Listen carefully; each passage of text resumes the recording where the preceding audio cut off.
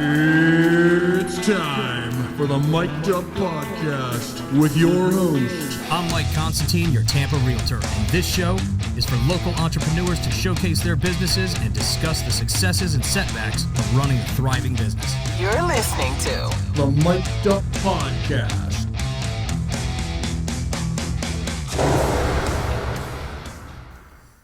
Mr. Papapanos, welcome back. Mr. Mike, how are you, sir? I'm good, man. I'm good. I really appreciate you making the time to come in. I know you got a lot on your plate, a lot more than you had before. Yes. But you are the person that I wanted to talk to about this. This is something I've been wanting to have a conversation around, period. For a while, I think. And for a very long time, because to me, everything in life revolves around it. I've learned it by watching others do it, and I've got my own level of where I think that I've kind of perfected it. But the topic of the day is going to be customer service. Customer service to me is the most forgotten art on anywhere right now. I remember vividly when the pandemic hit, and Jamie and I, we went in front of your restaurant with other people, set up tables, and then that just became like a thing. Miss those times. And so do I.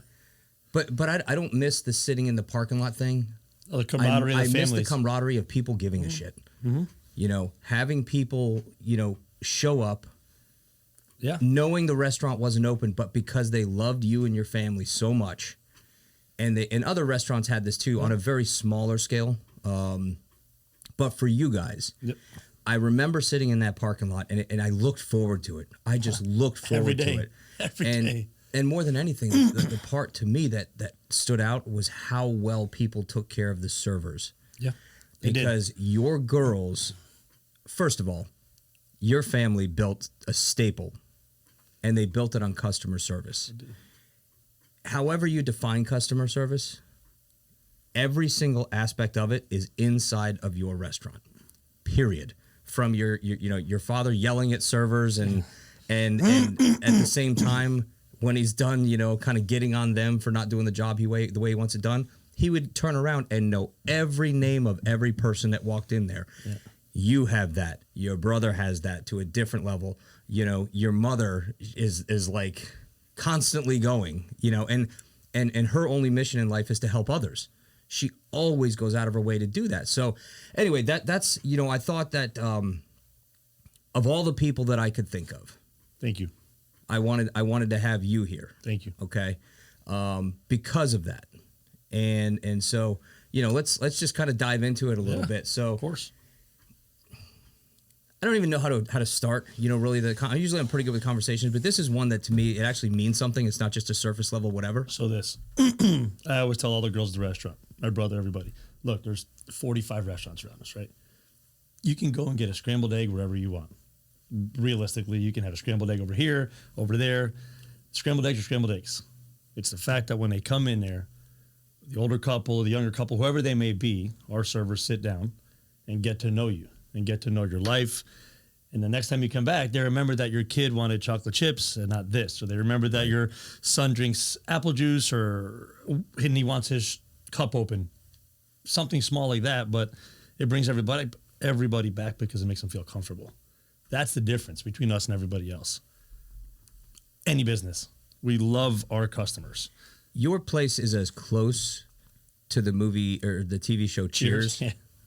And we know almost everybody's name. You do. And even when they move here, like if you've never seen them before. And I've been sitting in your restaurant a million times where somebody walks in. Plenty. And you could tell they just moved. You know who I remember the most? Rob Barron. I remember the day that Rob Barron closed on his house, the back of his car got hit. He was in your parking lot, and he turned out to be my neighbor. Yeah. And then turned out to be a great friend and opened and scaled businesses because he was really good at customer service. Yep. And now he relocated. He's back up north where he wants to be.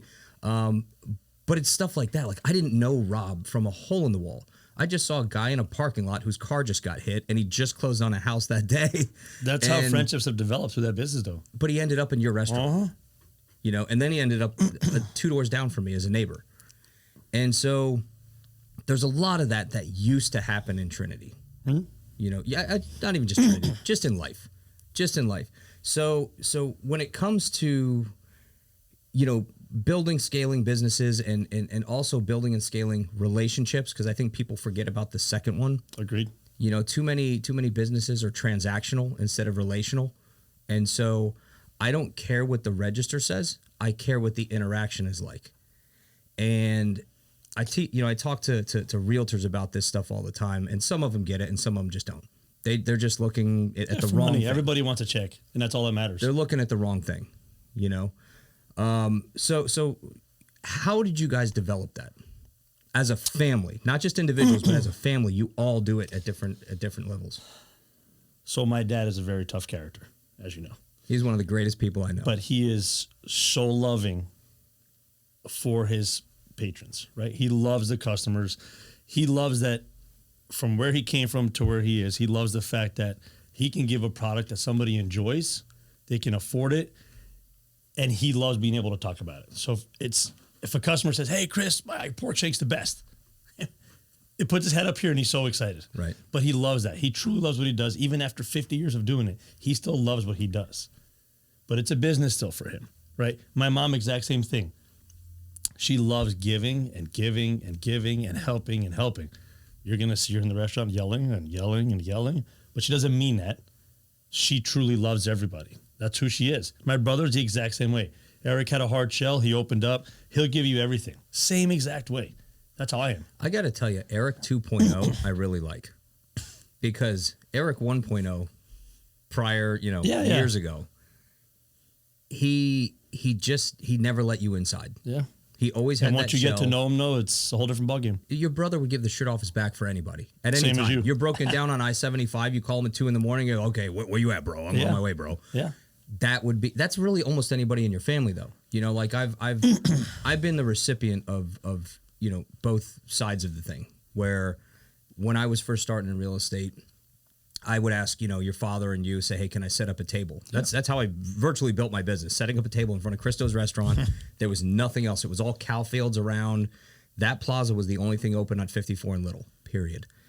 And, your dad was gracious enough to say, yeah, go ahead and do it. And from there, just kind of scaled, And so when I walk into restaurants, okay, because for a short period of time I was in that industry, and it's hard. It's a hard business. It's even harder when you have partners, but stay away from that. But it's a hard business to get into. There's no matter who it is, family, partners, doesn't matter. There's so many moving parts to a restaurant, and I finally understood. I remember calling you, and you're like, "You're turning into my father," because you have to do that. In that industry, you have to crack the whip and at the same time be able to give somebody a hug. Agreed. And I used to laugh at it when I saw your mom or your dad doing it, because you have a different leadership style. You would go up to any of the employees back there. I don't care if it was a dishwasher, whoever, and you would try to coach them through saying, "Hey, I need you to do this, this, this, this, this."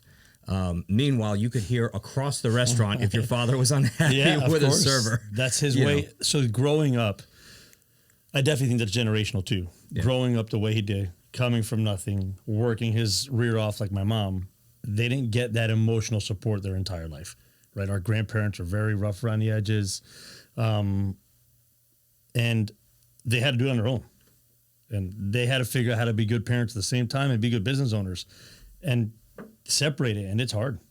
As you know, it's very hard separating the business and the family. I mean, there's fights every day about it. It's pulled our family completely like this. It's brought it back together. Yep. It's ripped it apart again and brought it back together. For me, what I've learned is we've been getting back a little off top, but we've been forgiven for our sins, right? No matter what. Christ said we've been forgiven.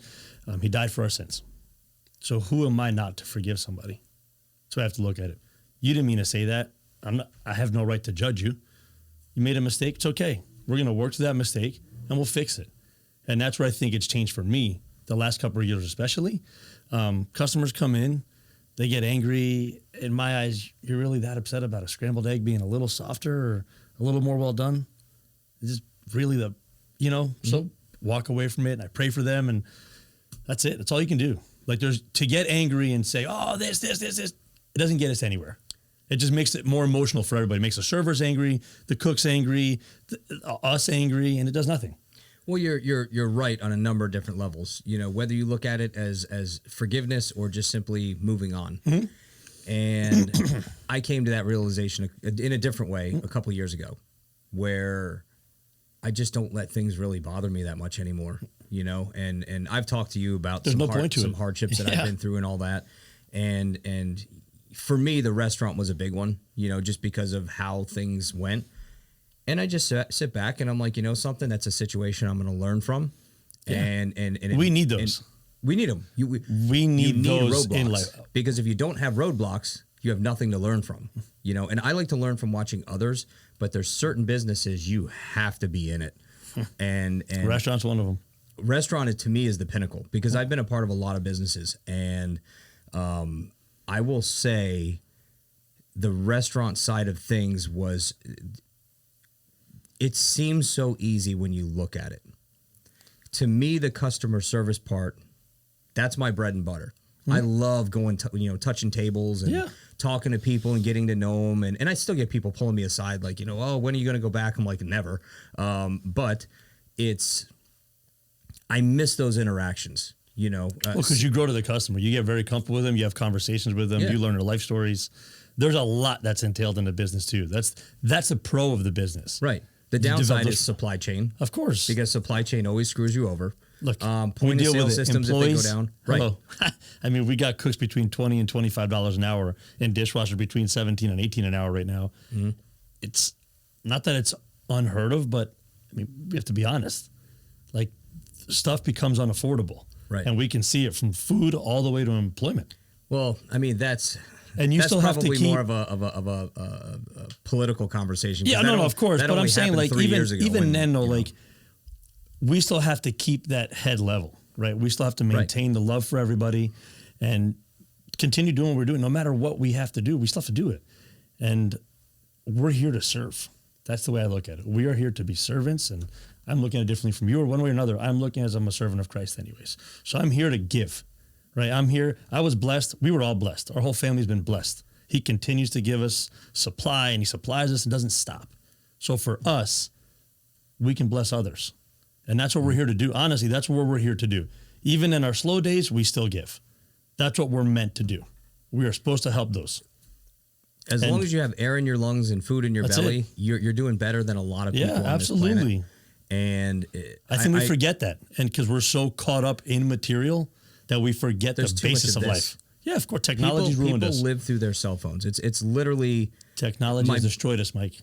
It has caused gaps between people having real relationships, because God forbid you don't like somebody's post, or God forbid you don't, Best thing I did was get rid of Facebook. Whatever. I got rid of Facebook a year ago. Yeah, I know, and I reported that fake that Instagram last night. I was like, this is not Theo messaging me. That's honestly, what I was texting you. It's the best thing ever.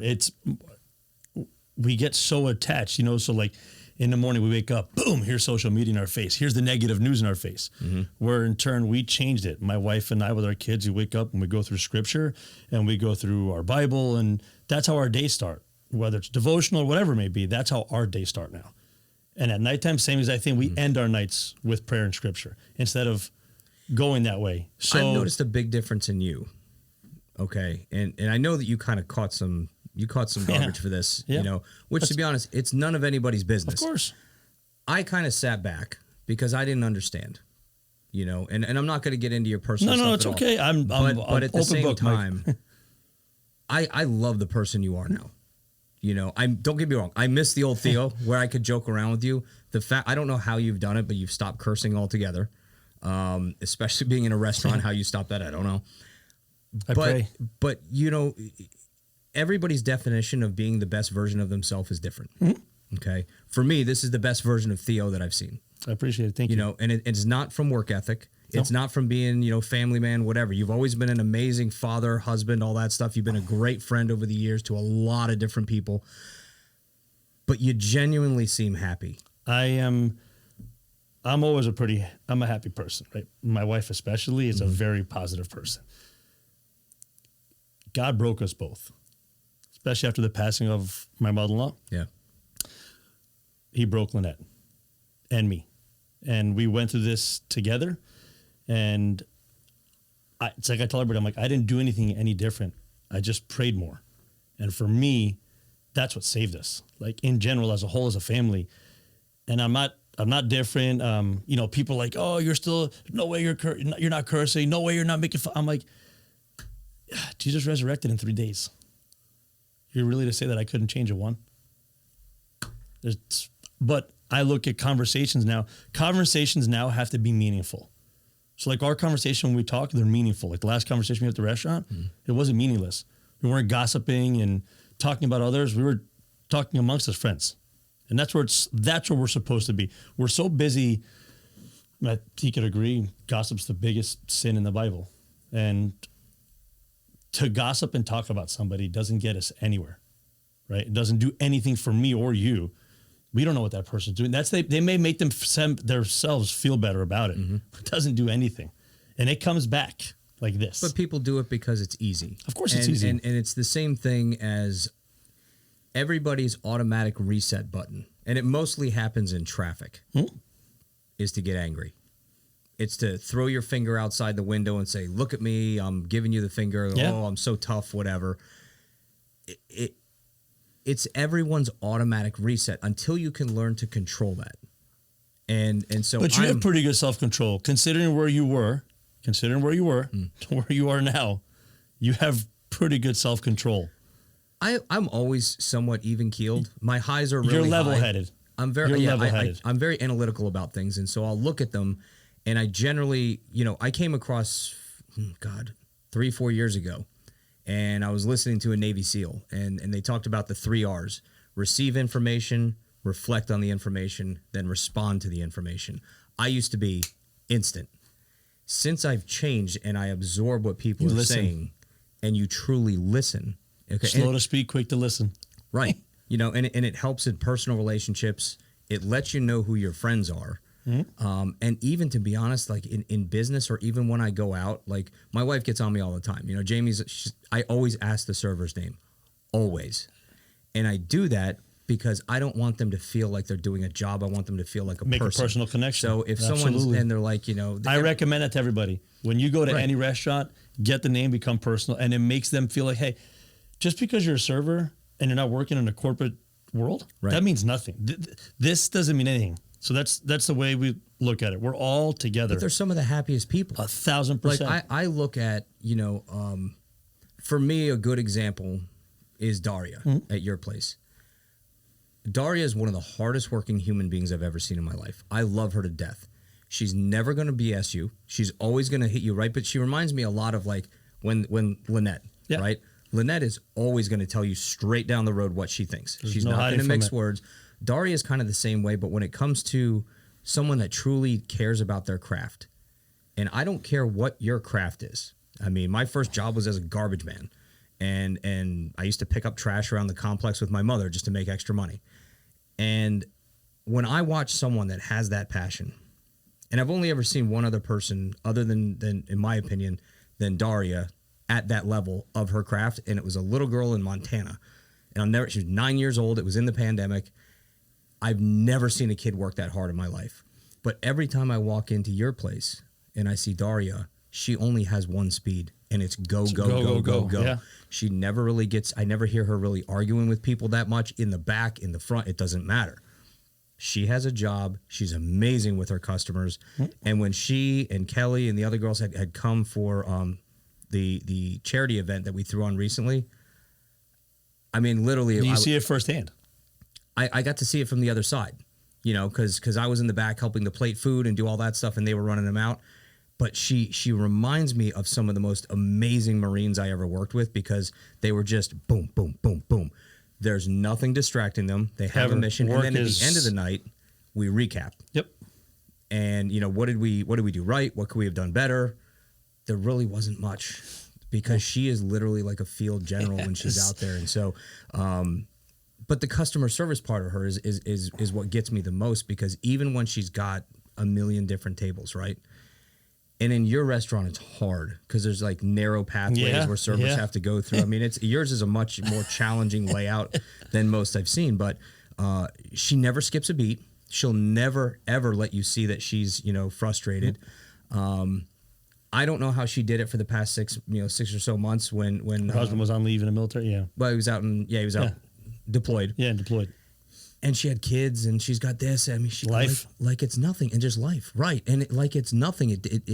It was an honor to like watch her do that, and to be a part of that. But a lot of that, I think, it comes from you and your family. You're very selective as far as who works at your place. I got blessed all our girls. Our girls are very good. Yeah. I mean, look, everybody's going to have a bad day. Unfortunately, we allow the world to get to us and it rolls, right? But our servers genuinely care about everybody. Mm-hmm. You can see it between Enza, Georgia, Kelly, Daria, Karen, Alicia. There's even your busser. Yeah, Umberto. He's a great kid. Great kid. He interviewed at my restaurant. He's a great kid. Yeah. And I won't get into too much, but I really wanted to hire the kid, give him a shot, and others just didn't agree. I got blessed with him. He's incredible. Hmm? I'll never forget when he walked in. That comes from family, though. His mother's an extremely hard worker. Yeah. And he works. He just came in. He goes, hey, I'm looking for a job. I'll do anything you want. Yeah. And then when we couldn't get him into bricks, we sent him your way. And then he's phenomenal. He works, and he doesn't stop. Right. So to me, like, that says a lot about the business. But the customer service side of things is what I really want to kind of talk about here today. So what I've looked at from an outsider looking in customer service that is unparalleled with you guys, simply knowing people's names goes a long way. You guys also know people's mannerisms. When some people walk in and you can tell they're kind of having a rough day. I'll buy them their lunch or breakfast if I'm there. If I can see them having a rough day, right, I'm going to buy their breakfast for them. But you guys did that even during the pandemic. Yeah, absolutely. Because during the pandemic, you guys gave more than you received. And that's why I think you guys have always done that for the community. Always. Our community's been there for us. Always. And I'm telling you, this is our calling. Our calling, we weren't called to be millionaires. And I had this discussion last night with my wife, my brother, my dad. We weren't called to be the people that have $25, $30 million in our bank account. We were called to feed and to help and to give. That's who we were called. Sure, the perks of having a business come with it and pros and cons, but that's what we're supposed to do. We're supposed to help those people. But the part that I think that you guys do naturally that you don't really see is the emotional side of things. Oh, yeah. I mean, when we cry with our customers in the booth because somebody passed away. Yeah. Yeah. I mean, it's stuff like that. It's We just lost a Marine on Mr. Bill. He just passed away on Sunday. And all the girls felt it. That was the older guy who used to come in with the Marine Corps hat all the time? Yep, I know exactly. Passed away. It's crazy that I know it. I haven't seen him in probably 3-4 years. He just moved. He went with his son in North Carolina. He passed away Sunday night. And his son called us, and he's like, I couldn't even call your dad. He's like, I don't want to get emotional with him. And I'm like, but it's okay. That's what we were here for. He used to come eat dinner with us every night, and he'd sit with all the girls every night, and they all knew him. And he got comfortable with it. And it was like, his wife had passed away. So he came there every night for that bonding with somebody to be with him every day. That's what we do. That's literally the only thing that we do different than anybody is that we truly sit down and listen to your story. But that's also why you guys have been around while other restaurants have come and gone. They literally come and go. The owners will sell it. Yeah. It's not about the money. It's not about the money, and when people realize that, because I feel the same way when I'm in a real estate transaction, and I will always touch base with my clients. And I also do a self-evaluation once a month. Like this. Forget Karen Wise. When it comes to that, I'll tell you right now, you were like that, even with us. You were on it nonstop, 24/7. Even with my kids, offering to take them fishing, offering to do this, offering to go here. He still hasn't gone fishing yet, and that's your fault. My fault. I'm getting him out there this spring. But again, you take care of that. Aria, bringing her stuff like that, you cared. You naturally cared, and I think that separates you from others. And maybe I think. I look back at my career, right? And just in full transparency, in the beginning, I was looking at paychecks. And I was looking at paychecks because I went for 8 months without one. Mm-hmm. And it scared the living daylights out of me. But you survived. I did survive. I'm never going to fail. But I remember going home every single day. I remember sitting in your restaurant, and I literally, like, you can't tell when I get emotional. Most people can't. I think I've cried twice in my life. And you guys have like a safe haven where people feel comfortable going there. But for me, when I stopped looking at how many houses I sold, I stopped looking at how much money I had made. Oh, I'm going to tell you now. You know what the paychecks. difference is? You humbled. You became very humble. You have humility. I'm telling you that from when I met you until now, the ups and downs. You made the money and you continue to make money. But at the end of the day is where your attitude changed and you leveled out. And you came here and you realize there's more to life than that paycheck. And that's where it changed with your marriage, right? Your children. And you can see it from the outside. It's looking at life. For me, it's like looking at life in little moments, right?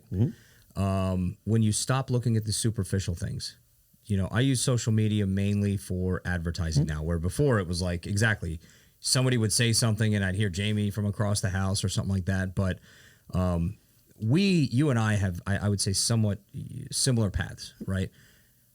Both met a woman that I know that Lynette is yours for as long as you guys live. My wife, if something, God forbid, ever happened to her, my life as I know it is over. I don't know that I could go on without her. I would for my boys, but like that's my world. That's my whole world. And you and Lynette are peas in a pod. Although I do miss when she was running the register yelling at you when you guys were dating. I used to love that. But that's how many years you guys married now? 12? Married 11, going on 12, together 18 almost. Yeah. God, man, I really want her behind that register yelling at you just one more time. But it's true how it just kind of morphs into other aspects of your life when you find inner peace yourself. You know, when the highs aren't too high, the lows aren't too low, you enjoy life day to day because, you know, life is a gift. It is. And biggest blessing. When you look at others that are around, and I look at businesses that could absolutely thrive and destroy it, they don't care. The customer service is not there. There's some people that we know that I'll walk into their place and it's when I walk into their business, it's totally transactional. Straight business. It's not, hey, how you been, man? How's the kids? How's this? What's going on? I saw you fishing the other day. It's just business. And you get that feeling like, you know, we do it to help out our friends. That's what we do. Right. We're there to we still have to be there for our friends. No matter good or bad, we have to be there for them. That's how you survive. In a community like ours, that's how you get through it. One way or another, bad or good, so taking the business side out of it and just focusing on friends. For me, the biggest lesson I've learned in life is people. You know, and you're very good at reading people too. You don't ever really show your cards, like when you like someone a lot or you don't like them. You know, you kind of mastered that. I haven't gotten to the point. If I don't like somebody, I just don't like them. But vice versa. Some people don't like me. I can be an acquired taste. You know, I've got one realtor that I'm talking to on a somewhat regular basis. That is just so I miss watching this person succeed. They were succeeding at a very high level. They were getting kind of cocky but I loved it. I loved watching that energy from someone that's so young doing so well and then literally nosedived due to a couple reasons that in my opinion are in their head. And I'll sit down and I'll talk. I'm like, you've got to get this out of your head. Like you're going to have to take the throne one day from all these realtors that are, you know, the top 5, top 10, whatever. You can do it. You have it inside of you. They can't get it out of their head. They just can't. And to me, it's sad, but I'm not going to give up because I know who that person is. And I know the potential that they have and the potential that they can get back if they want to. They just need to find that trigger that's going to reset them instead of, you know, I wake up every morning. You ever listen to the last lecture, Dr. Randy Pausch? Mm-hmm. I'm going to send it to you. I listen to it probably once a month. It's about Dr. Randy Pausch is a guy. You can watch it on YouTube. The most famous version was on Oprah Winfrey Show, where he had stage 4 pancreatic cancer, incurable. You couldn't tell from looking at him. He was fine, but he got up and he was with Carnegie Mellon University, and he said, "I'm going to change my life. I will not allow this cancer to ruin the days that I have left with my kids." I think he had 3 children. He had his wife, all that good stuff. So Randy Pausch gave a lecture called The Last Lecture. And it says, he's talking about, I have pancreatic cancer. He was a Disney Imagineer, develop the rides at Disney. That was his entire dream. And I don't want to ruin the whole thing. It's only 10 minutes. Yes, but it's a great 10 minutes. But he got down to the root of things saying, you know, I went out and I bought a new car. And the first thing that I did when I pulled up to, I think it was his sister's house, is the kids were like, "Oh, you got a new car," and it was an old, if you remember, a cabriolet. Yeah. So it was a convertible. Cabriolet, and to him it was a Ferrari, you know, but it was his first new car. So the kids come running outside, and his sister's looking at him. He takes a can of Coke or soda, and he poured it in the back seat. And she's like, "What are you doing?" He's like, "It's just a thing. It's a thing. It's not my wife. It's not my kids. It's not my dogs. It's a thing." Well, when he went to go take them for a ride, the kids, the one kid got sick in the back seat, threw up all over the place. And the kid didn't feel bad because he saw that he had already poured a soda back there, and it was a brand new car. And he goes, "You can get a great feeling from buying something new and shiny and clean and the smell of a new car." He goes, "But you'll never get that same feeling as when I saw that kid look me in the eye, and he didn't have to feel bad about himself because, you know, he couldn't control that he threw up from motion sickness in the back of my car." And it's true. You know, possessions mean nothing. Absolutely nothing. You know, the flip side of the customer service is where it kind of turns into, and I know that we've shared this experience as well, not between us, but on the other side, everybody comes with their hand out. When they see that you're your friend, and if you're becoming successful, however you define that. Me, I define success as happiness. I don't care what somebody's bank account says, because some of the most miserable people I know are the most wealthy people I know. And because they're married to their money. They are. They give all their glory to their money. And they're obsessed with it. Mm-hmm. You know, they're not obsessed with just sitting down, having a conversation, or, you know, just going to someone's house just to say hello. Whatever that is. Agreed. That I've seen that happen over the years with your family, where people take advantage of you. None of my business, so I keep my opinion out of it. Okay, I think there's only one person I ever shared my opinion where they used to go to your restaurant every single day, and just it bothered me, but it's not my money, not my restaurant, whatever. On the flip side, like when I was struggling, you and I were playing fantasy football, and we'd make stupid bets for Ohio State against Florida. Yep. And it was always just like something stupid. I was still living at Water's Edge. Right. Yeah. But it was fun. But we never really asked for anything other than making fun of each other. So I'd have to wear an Ohio State jersey or something like that. But then as you get to a level in life that others look and they're like, "Wow, you're so lucky." It's not luck. No. There's no such thing as luck. There's no such thing as luck when it comes to running a successful business, period. It's either hard work, it's hustle, and if it's not that, then you inherited the business and you took it to another level. Yeah. You know, but to me, that was the hardest thing to deal with people with their hand out all the time. See, I look at it differently. I know for sure that people use us, don't use us, whatever it may be. I never question ever. So this is where you're saying we changed, and this is where I'm at now. Now I'm okay. I know what we're here for. I know who we're here to serve and what we have to do. Now I know it. Now I see it. I'm okay with it. We were sitting there last month. Restaurant was down. Business was just August. And I literally felt like the Holy Spirit said to me, "Hey, these people all need to eat."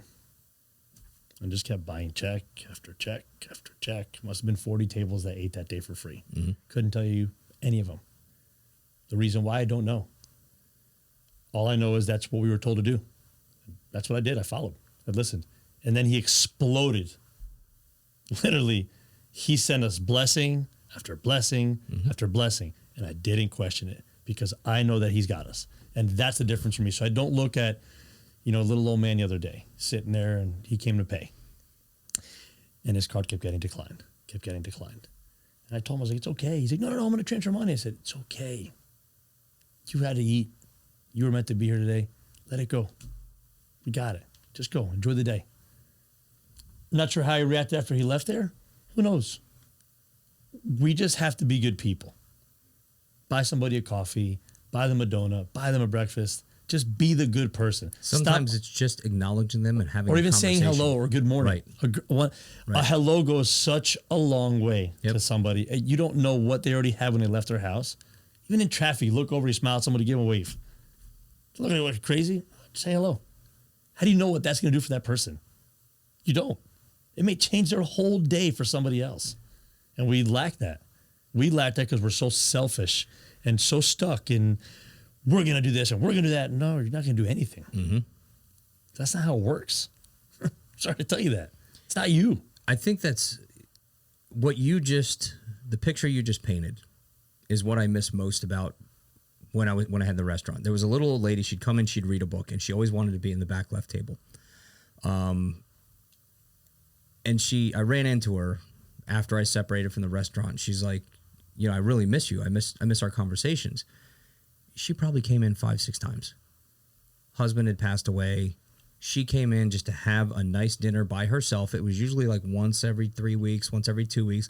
I figured it was when like Social Security came in and all that stuff. Right. And half the time I'd go and I'd bring her something like a dessert for free or whatever, and my partners would lose their minds and why are you comping food? Though. It's so much that I'd end up paying for it. I wouldn't care, if I had to. But it's stuff like that. It's stuff like I got pulled aside. From someone that we both know. Hmm? And at first it was a phone call. And they sat back, and I paid attention when people came in if they had some sort of an allergy. And I knew this person comes in, they're allergic to, Shellfish, nuts. right. They're allergic to shellfish. This one, gluten, and had a gluten issue. So this one person comes in, had a gluten issue. I wasn't there. This is when we were Separating. in the process of separating from the restaurant, not by our choice, but it is what it is. You live, you learn, it is what it is. And I get a phone call. It was from Trinity Hospital. Oh. And it turned out that nobody paid attention to her meal. It was a little old lady? And nope. Oh. Nope. This person's fairly young and very well known in our area. And calls me up, and she's like, I'm at the hospital and I'm deathly allergic to gluten. I said, I know you are. I said, she goes, but you're the only one that, when you came in, like you would always make sure with the chef and all that other stuff. And it just told me, like they just didn't care. So for me to separate from that environment was like, thank God. And I told her, I said, look, you need to call them. She was in the hospital for multiple days. She has a really bad gluten allergy. I said, you need to call them. She called me back. I'm like, I can't help you. I go, at this point, I'm in the process of separating. I can't help you. I wish I could. I can't. For multiple reasons, I just couldn't. So she got out. Their way of resolving it was to just basically go back and refund the check. And then I talked to her. She's like, I'll never go back there. Like, not once did they ask, was I okay? Not once did they ask if I was, whatever. I said, okay. But that's happened multiple times. Like Jamie and I go out to dinner with couples and friends and whatever.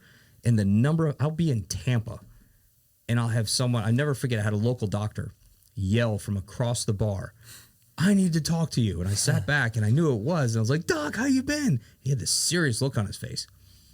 So I went over and I'm like, I don't know what's going on here. And he kind of started telling me. He's like, when we were there, you would pay attention to us, and without beating a dead drum, like that just doesn't happen. He's like, I can't go in there now because I just look at people sitting at the bar and they don't really go out and talk and they don't do that stuff. And I'm like, well, that's fine. It's your choice whether you go somewhere or whether you don't. I said, that was my strong point, and I didn't realize how hard it was, because when you're running table, back to kitchen, trying to fix an issue, going back to table, talking to people, because when you walk in somewhere, I don't care what the business is, it's good to have an owner come and acknowledge you. Always. This is why there's one of us always there. Right. You can't, we could hire somebody to run a restaurant. Mm-hmm. It wouldn't be the restaurant. It wouldn't be it. It wouldn't. If you walked in and just saw some random person sitting there talking to you, the heart's gone. Right. At that point, that's where you sell the Sunday business. morning breakfast with your father there. It is true. The customers come to see him, whether he's angry or happy or Right. They come to see him. He's going to They have love the his button-up fire. shirt Yep. with his hair sticking out. And he's going to have his They love his big Greek cross conversations, and you're yeah. going to hear him yelling from the front all the way to the back. Right. And if somebody tries to use a debit card under $5 or something, he's going to lose his mind. But that's what makes Cristo. On the flip side of talking from business, friendship. People forget in marriages, in just basic friendships, there's customer service involved in that. Of course there is. You were talking about like the gossip, you're talking about that stuff. What I've noticed as an outsider looking in, your circle used to be huge. My circle's real small now. I know it is. Welcome to the club. It's real I did small. that years ago It's by real design. small. I started Yeah. getting away from going out. Jamie and I made our circle really, really small. We've had to make that circle smaller, Yeah, absolutely. because you find out things and you experience things with people and you're like, I just don't want to be a part of that anymore. But people forget. For me, when I wake up every day, okay, and I think you and I are very, very similar when it comes to how we treat our wives. We have two totally different style, wives. Yeah, absolutely. Yeah. And so I wake up every morning. First thing I do is get my wife her cup of coffee. If she doesn't get her cup of coffee, I used to make her breakfast every morning, and now she's like, I don't really like eating breakfast until after the gym kind of thing. But I'd always do that because the thing is, Big gesture, goes a long way. if I can start her day off the right way, the rest of the day is going to be easy, right? 1,000%. Not that it's ever really difficult, because when you're married to somebody for so long and they know every little one of your intricacies and you know every one of theirs, but people forget that. Like, Jamie and I just celebrated 25 years together and 20 years awesome. married Awesome. last week. Congratulations. And thank you. It's for the rest of my life. That's my woman. If I can get to 50, 75 years with her, that's my woman. But it has to do with to me, it has to do with customer service. That's your customer service. Right there. It is. But when you see people go to work and they're so good at customer service and then they come home and they're always fighting with their spouses, right? So people don't ever look and analyze friends. They just take them for who they are, right? And it's good to just accept people for Agreed. who they are. But what I've learned over the past, say, 2-3 years, careful who you become friends with. Look at their Show me mannerisms. your friends. I'll show you your future. Correct. And so, we became very close with a couple different groups of friends, over the years, whatever. But there's one that just had red flags everywhere. That I sat back and I talked to Jamie. I'm like, this is our fault. Used to see this person throwing shoes at their kids and screaming constantly and just getting nasty, like constantly nasty. And then their husband, would come over and be like, I don't know what to do. She doesn't know how to calm down and this and that. And then when I was on the receiving end of that myself, I'm like, I should have seen this years ago. Like, I focused only on the positive, but sometimes you have to look at the other side to say, when you peel back the onion, who is this person when you peel it back? So how do you help that person? So you right. But sometimes as you get older in life, some people are not going to change their stripes. And you can try to help them. And trust you me, I mean, I spent hours sitting at tables, eating, going out for drinks, trying to talk through things. But when somebody only sees red, right? That's all you're going to see. And I don't want to go down, I don't want to generalize people all in the same way. But what I find is that when someone's divorced, they carry that baggage into their next relationship. And that's what I noticed with these two people. They just wanted to argue. And so I'd sit back and I'd talk and I'd be like, look, maybe this is a part of your life you need to change, because all you want to do is argue to be right. Who's to say you're right? Who's to say you're wrong? Who's to say they're right? Who's to say they're wrong? The way you look at it is, hold on, if she's wrong, either way we're losing. So if we're a team, 'Cause you're then unhappy. we're losing. Right. So if it's not about who's right or who's wrong, we're a team no matter what we look at it. It's not the competition. No matter what, we have to work together. Right. It's not you're better than me or I'm right and you're wrong. Because if I'm right and you're wrong, I still lost. I still lost. So what's the point of it? Why argue that? Why try and prove your point that you're right or wrong? Well, people always think that people can't change, right? To me, we are ever evolving creatures. We learn every day. Every single day, and whether you choose to learn in the right way or you choose to stay with your head in the sand, you can see some people, you'll see the direction of their lives, and they're going in a really good direction, but they also don't walk around pissed off all the time. You know, they're not saying, "Did you see what so and so did?" Gossip, right? Gossip, And crushes everybody. Say again. Gossip. That's all it is. Did you talk about this? Did you see this? You see what this one's got? Did you see what this person's doing? Right. That's all it is. And I don't We're care. so driven by that, though. It doesn't matter what small town you live in. They're That's anything. all the same. All the same. Doesn't matter. I mean, it's Trinity happens to be where we live, right? And it's such a small place, man. I mean, It is on the scale of things. It is very small. yeah, but everybody knows everybody through 1 or 2 Also, the degrees. great part about it. It's an amazing thing about it, but that also stirs the pot of the Oh, yeah. cesspool of gossip, Yep. of things that's none of your business, right? So Because we When- lack. That person's lacking. So it's easier to talk about the other person. yeah, But you know what to do to that person? You grab them and you talk to them. yeah, Nothing else you can do. People like that, you can pray for them. That whatever they find it. and whatever they want to be into is Yeah, up to them. it's them. If it's faith, it's faith. If it's sports, it's sports. If it's cars, whatever their passion is in life. Some people find peace different ways. You know, some people when their most peaceful moments, right? For me, my most peaceful moments I have if I'm out fishing, if I'm out hunting, or if I'm working in the yard. My mind just is on nothing Oh, else that's it. whatsoever, you know. Other people, it's faith. You know, for you were always deeply involved in the Greek church, and then when you separated, it was like a light switch, Immediate. something different, because that's what you were called to, right? And Lynette as well, Same way. You know, I for me, you know, both my parents are still alive, but I haven't seen either one of them in a very, very long time, because they're just not. They've chosen paths in life to where they just chose But that's a okay. path that I don't want to be a part of anymore. And that's okay. And so when I saw, especially with Lynette, and I hope I'm not overstepping my bounds with this, but I saw the pain she was going through with her mother. And then inadvertently, some of that rolled over into her dad, right? And as soon as you guys chose an alternative path in life, Changed everything. whether you were called to that path or whatever, Changed everything. I love watching. Like, I used to get tired of like certain Yeah. things. Yeah. And I love watching it. She seems happier. She She's- seems more at peace. You are definitely a different person. I was talking to your mother about this a different day, the other day when I was in the restaurant. But Lynette devoted her life.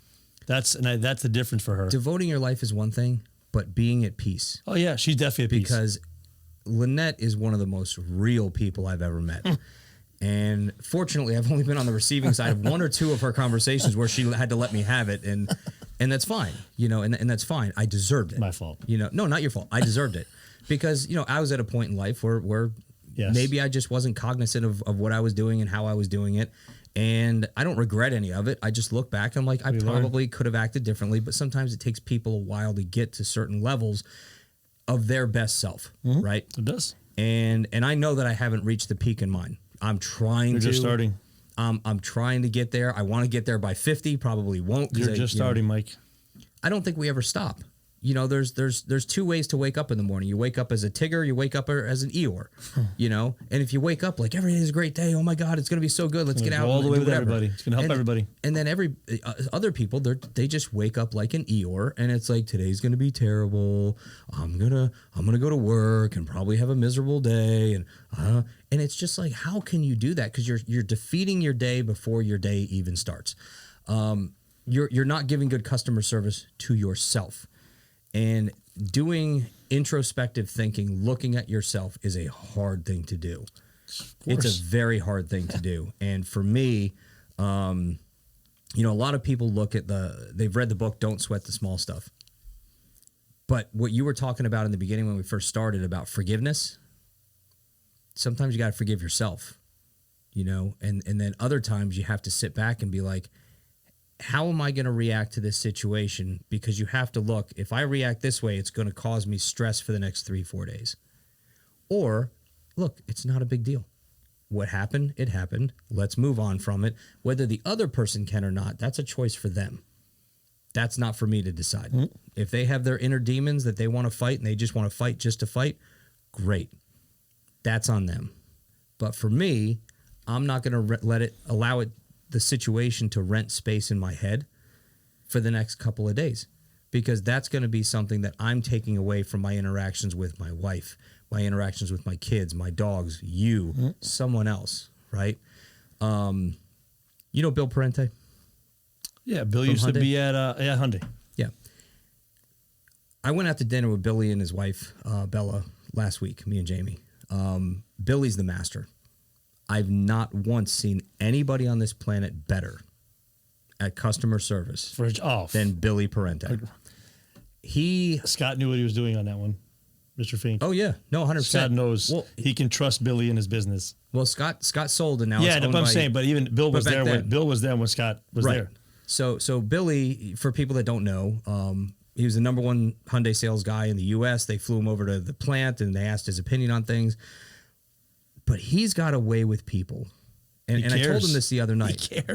He cares, but he also there's something about the way that Bill talks. Like, he has passion, but he's also like sensitive at the same time when he's saying something. Well, Mike, he's not the salesman that's trying to sell you a car to get on a cruise the next day. He doesn't care. He generally doesn't care if he sells a car. It doesn't matter. Yeah. That's what I'm trying to say. That's the difference, though. He loves what he does, and he loves meeting people. That's the difference of him and the guy trying to sell your car $10,000 over sticker so he can go buy a bump new his commission. Right. Exactly.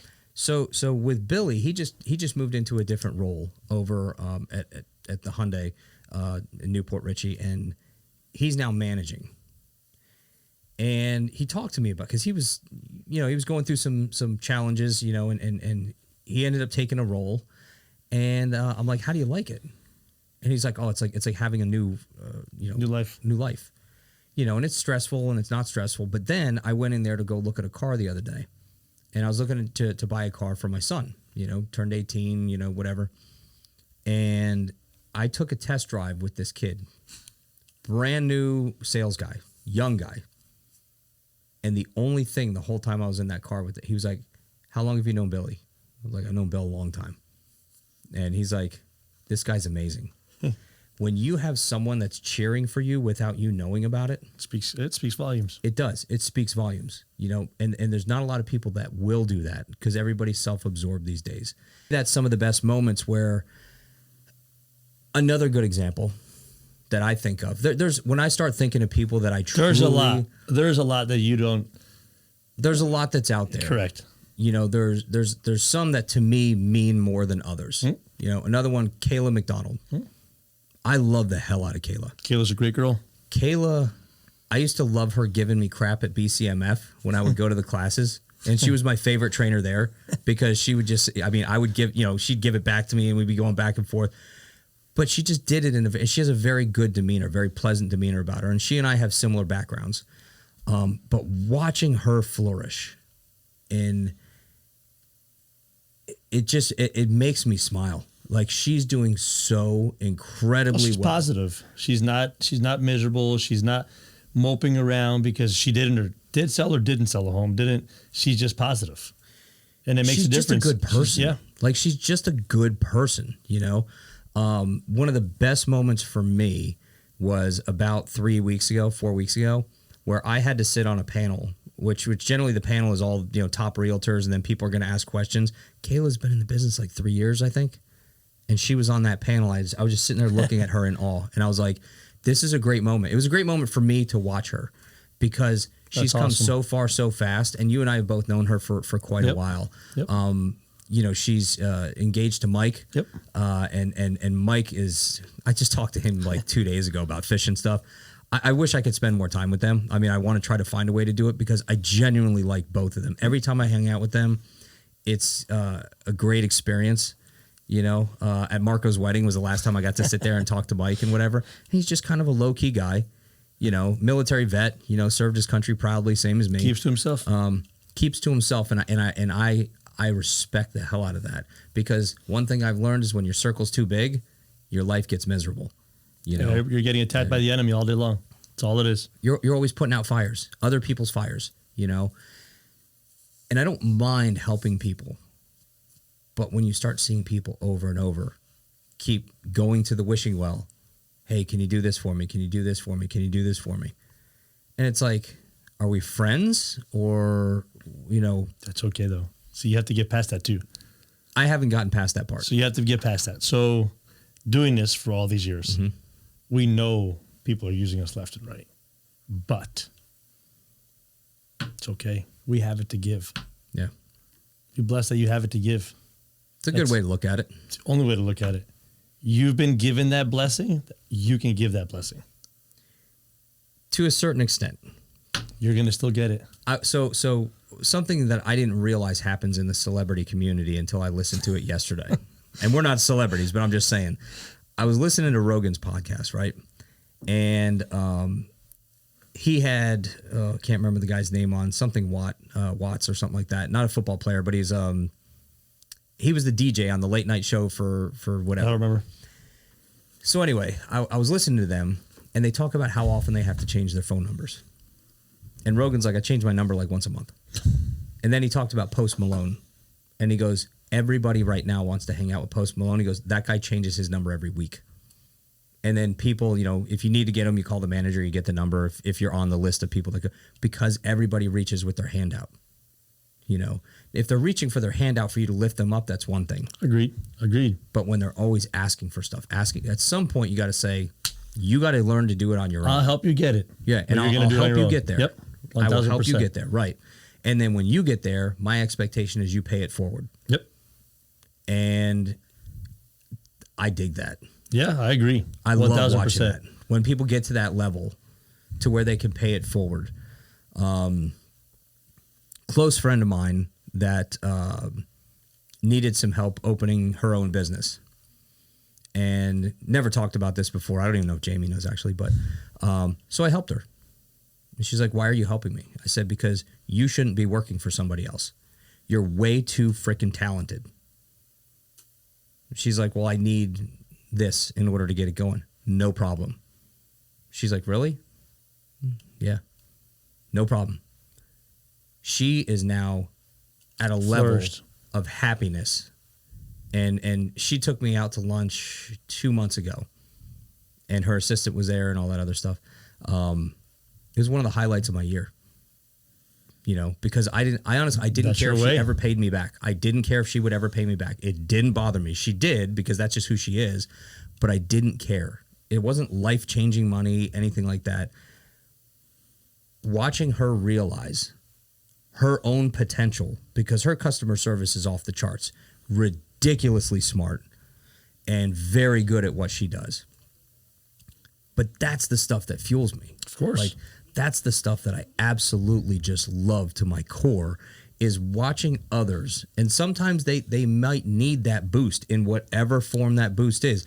They're going to help others. It could be spiritual. It could be emotional. It could be financial. It could be sweat equity, helping them build something. It's so great to watch. It's so great to watch when somebody reaches that plateau, and not plateau, when they reach that peak, and then they're just like, they just keep going. And she doesn't even know how big she could get. If she wanted to, her business could be much larger than what it is. But watching her celebrate little moments right now. It's amazing. And watching how happy she is with her kids and her husband. It's truly a fantastic part of life that most people overlook. I know you don't do that. You guys celebrate everything. There's one thing I learned about the Greeks, and especially the Papapanos, is you guys celebrate everything. I don't know how many name days there are in Greece, but you guys have, every month there's a different name day and all that. But then you see it in your kids, right? I see Alex. Alex is he's the life of the freaking party. He is. Both of your kids, they're always smiling. Yep. They're always in good, and they're always thinking. Always. They're always thinking, Always. And the same thing with Chris and Callie. I look at their kids. They got some wonderful freaking kids. Yeah, amazing. Theodore's in Indiana kids. University. Yeah. I know, he went to IU. Yeah. Kid could have gone to any school that he wanted to. He picked IU business. Picked IU. Then he had Harvard. He had Yale coming at him. Picked IU or IU business law. Yeah. Yeah, he loves it. He's having a good time. And watching them, I love seeing stuff that they put out there. Babies, man. But they're just amazing people. Oh. They're just amazing people. And to me, that's like customer service. There's very few people I remember like that I just don't get interactions with. Senya is another one. Senya's the best. Senya is one of my favorite people that I don't ever really get to see. The best. Her and Dina yeah. are the two best. 1,000%. Yeah. They're both angels. When I walked into Senya's restaurant, it's in Virginia, right, just outside of Washington, D.C., I mean, when her employees come give her a hug before they're allowed to leave at night, it's not even that they're allowed to. They do it because they want to. That's a level, you know, and knowing what she's been through, I mean... Her kids are the same way? They're phenomenal. They're absolutely phenomenal people, but you have to go through the hardships to get to that level. And when you can get to that level, there's no price tag on peace of mind. And there's definitely no price tag on inner peace. No. Because 1,000%. we all battle demons throughout our lives. I don't care. We all have our battles. We do. You know, but your perspective and how you're attacking it now, you know, is I love it. I love it. And I know. I look to it every day. I got you. Immediately. You got the one on your finger too. I saw you. But for me, that's literally the way I look at it is I'm not going to stress about it. That's my way. Right. And his way for me. And isn't life so much easier? Way easier. You go home happy. Little things don't bother you. I don't stress about it. It's not my stress. It's his. I leave it all to him. My wife, the kids, they understand. But all of us, we have a problem, pray about it. Yeah. It's not ours to fight anymore. So with that said, getting back to the customer service, side of things, what would your recommendation be? Coming from a family, watching your father build what he's built. Show people love in your business. You've taken the reins. That's it. Show people love in your business, no matter what they do or what they say to you. Continue to love them. That's it. Love them like they're your family. Every single customer. And what about for the people that, and we know a bunch, that are just always angry. Never, ever, ever get through life that way. Because they don't know why they're angry. They're just angry to be angry. Mm-hmm. And the best way their best way for that person is for you to love them. Honestly. Yeah. No matter what they do or say to you. Customers can yell at me, curse at me. I pray for them and I love them where you're supposed to love them. And I do nothing else. How'd you stop cursing, by the way? I'm actually trying to do that, but...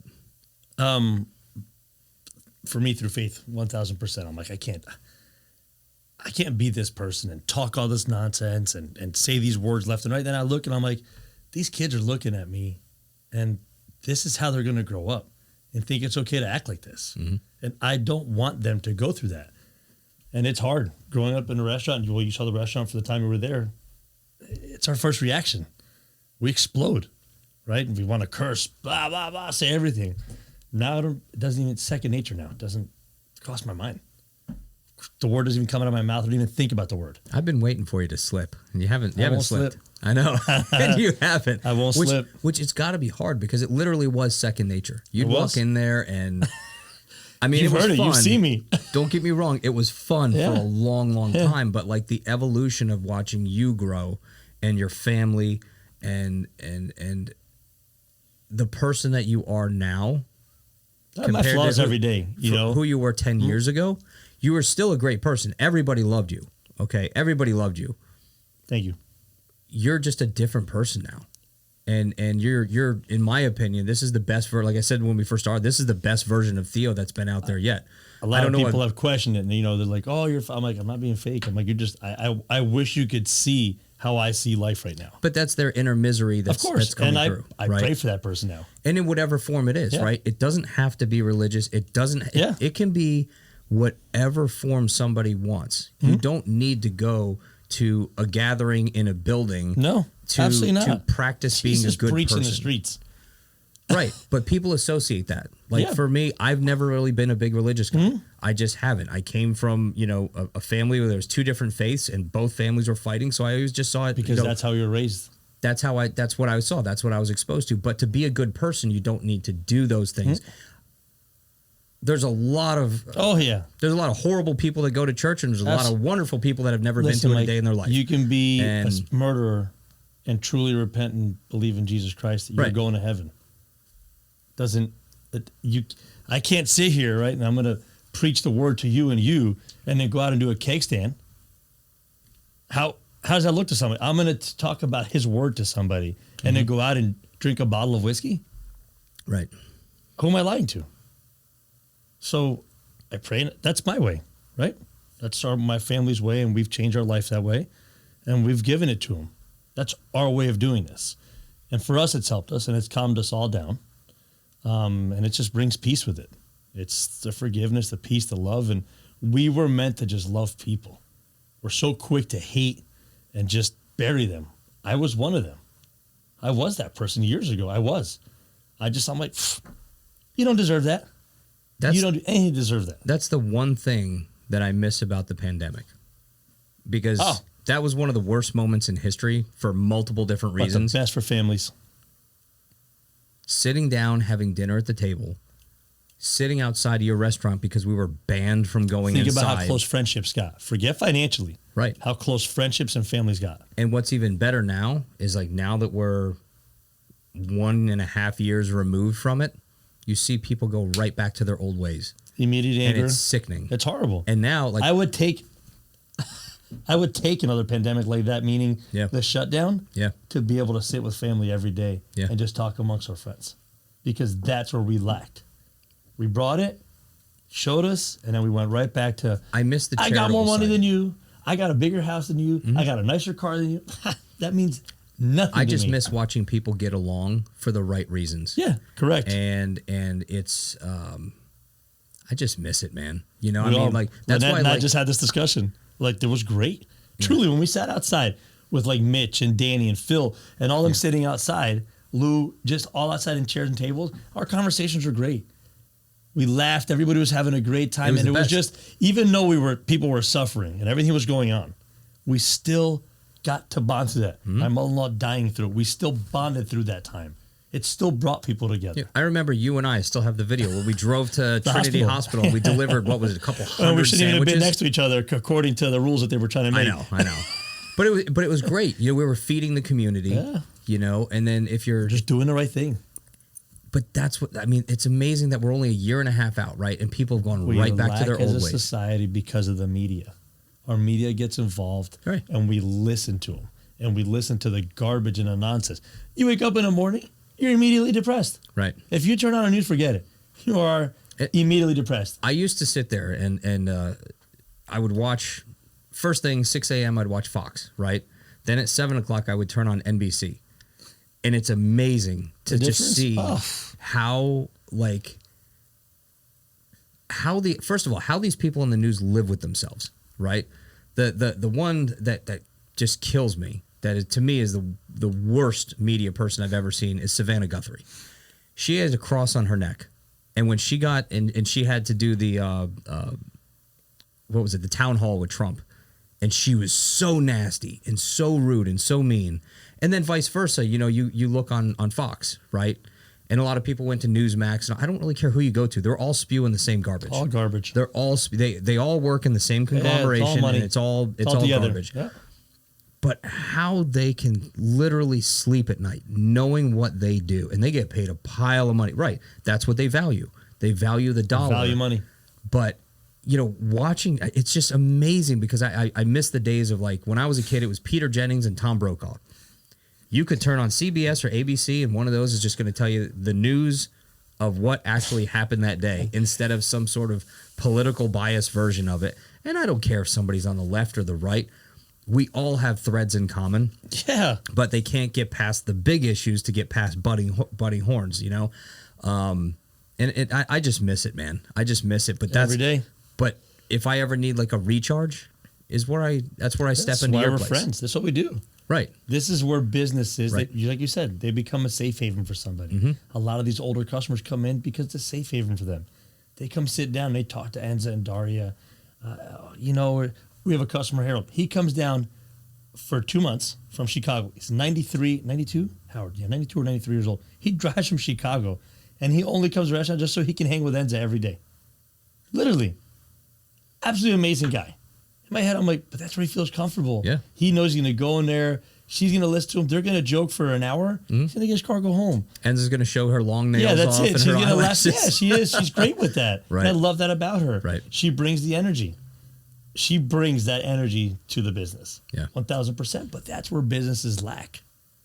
It's just money. They're there to make $1 and leave. Mm-hmm. They don't care. Transactional and not relational. And, all it is. You know, I really appreciate you coming in. I love it. It's a conversation I've wanted to have for a long time. We could continue all day. We could sit here all day. We Actually, could. Jamie left this morning, so I got to go take my kid to work here in a few minutes. But you do. You got to go. yeah, he's got to be at work at 1:00. But I like this stuff. Yeah, it's what we live for, Mike. I'll take a conversation like this over anything any day. Meaningful conversations. Right. Over any, experience. Garbage.